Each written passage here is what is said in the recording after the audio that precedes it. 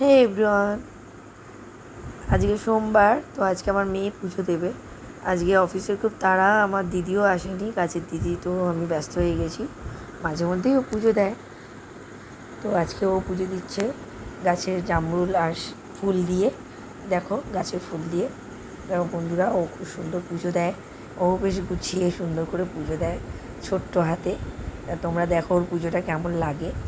ও যতটা পারবে, ওকে তো শিখিয়েছি ততটাই ও পুজো দেবে। আর অনেকগুলো ঠাকুর বাসনও ধুয়ে দিয়েছি, তারপরে সব ঠাকুর ঘর মুছে দিয়েছি, সবই করে দিয়েছি। ও জল ফুল একটু ঠাকুরকে দিচ্ছে।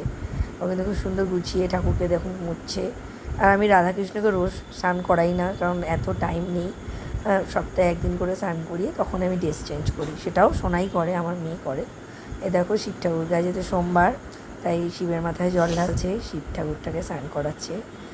আর আমার গাছের ধুতরা ফুল, ডবল ধুতরা ফুল, সেই ফুল দেবে, আকন্দ ফুল দেবে, সব কিছু দিয়ে। এই যে দেখো কি সুন্দর ধুতরা ফুল দিচ্ছে।